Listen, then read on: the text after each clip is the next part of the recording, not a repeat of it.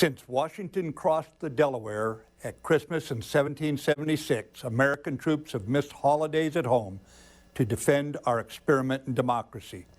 To all you lads and lasses holding the line in 2018, on land, at sea, or in the air, thanks for keeping the faith. Merry Christmas, and may God hold you safe. That Defense Secretary James Mattis delivering his holiday message for the troops. Now, this could actually be the last time we see the general, at least in his current position, before he leaves the administration this coming Monday. But the U.S. and our allies will continue to feel the fallout from his sudden departure. Our allies already feeling uncertain, that's putting it politely, after Trump suddenly announced he was going to pull American troops from Syria and then started rumbling about winding down in Afghanistan as well. And the interim secretary not exactly giving too many folks a whole lot of confidence. Deputy Defense Secretary Patrick Shanahan, he spent 30 years at Boeing, so he lacks experience in government, military, let alone foreign policy. But while visiting the troops in Iraq today for the first time, President Trump defended his decision to withdraw from Syria. Trump said, "Our commitment was never meant to be open-ended, and now is the time to end it since, as he says, ISIS has been defeated." We'll hear to talk about that and more. Former Congressman Steve Rothman, New Jersey Democrat. He served in the House Foreign Affairs Committee, among other posts. So there's a lot to unpack, but before I get into the big picture questions about who we are and what is our role in this world, the president says ISIS is defeated as a statement of fact. Nobody else seems to share that consensus. We've weakened them, but if anything, an immediate drawdown will serve as the greatest recruiting tool to a still active terrorist element. Am I right?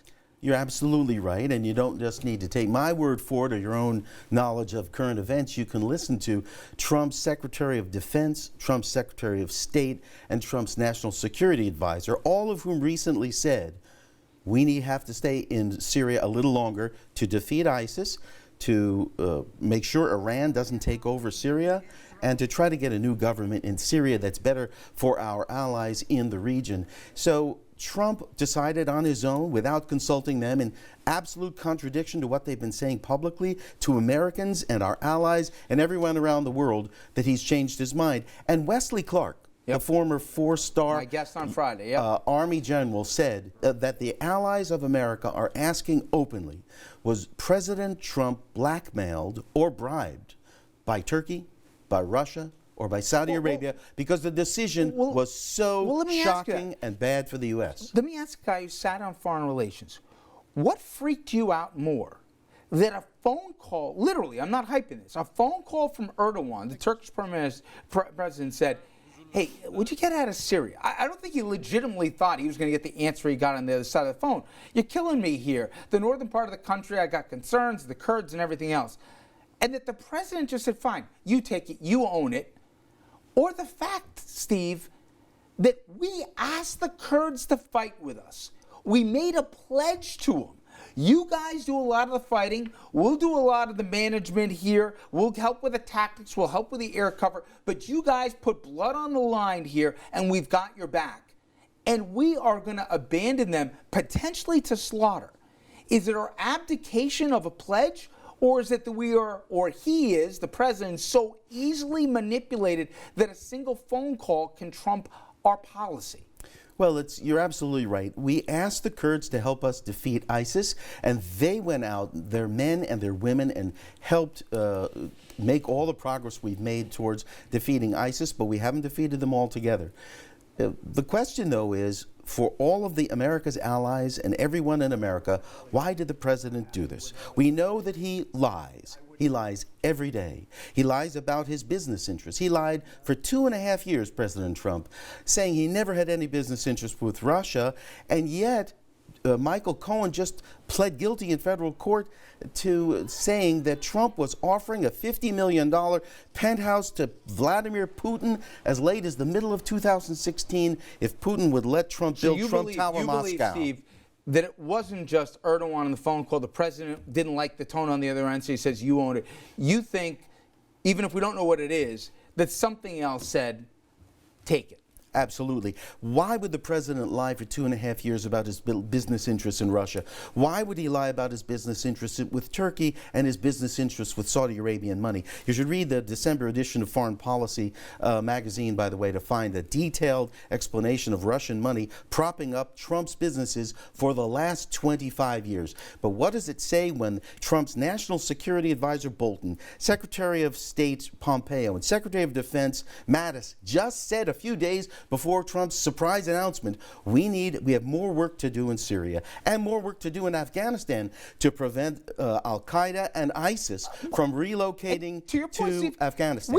Our guy on the ground in Syria, the U.S. envoy said, we're not going anywhere. We're here. And less than 48 hours, the president completely did a 180. Now we get to Afghanistan.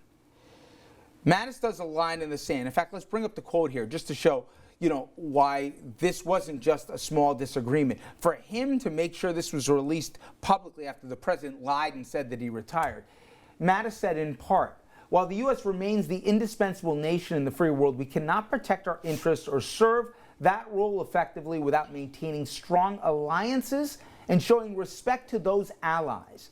I believe we must be resolute and unambiguous in our approach to those countries whose strategic interests are increasingly in tension with ours. Because you have the right, to the president, to have a Secretary of Defense whose views are better aligned with yours on these and other subjects, I believe it's right for me to step down from my position. Let me read between the lines here, which doesn't require that much. Because you don't want to honor our allies and want to align yourself with enemies of America, I can't do this job anymore. Oh my God.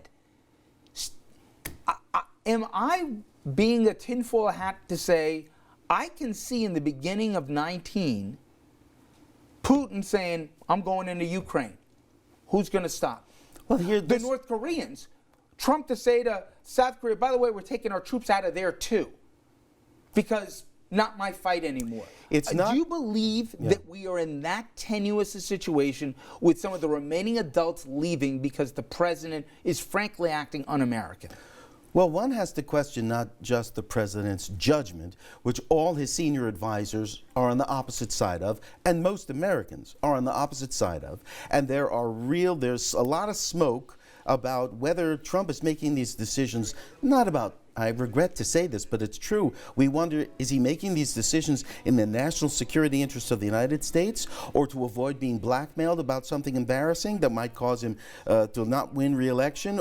Or is there something even more dangerous that would reveal that he committed crimes against the United States? We don't know.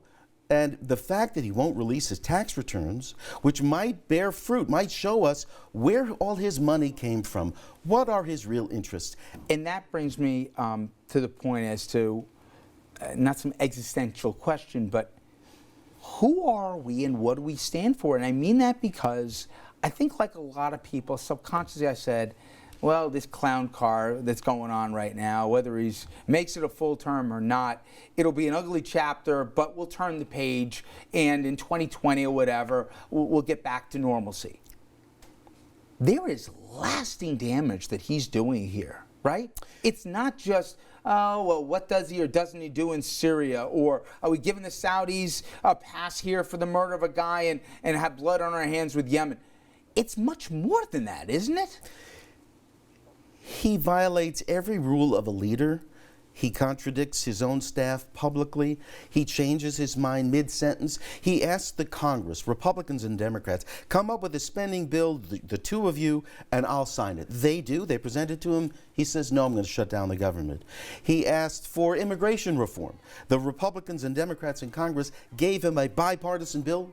He said, no, I don't want it. So how do we Americans have trouble dealing with this mercurial person whose word doesn't seem to mean anything? And so how can we expect friend or foe around the world to believe anything? Unbelievable. As always, my friend Steve, thank you so much.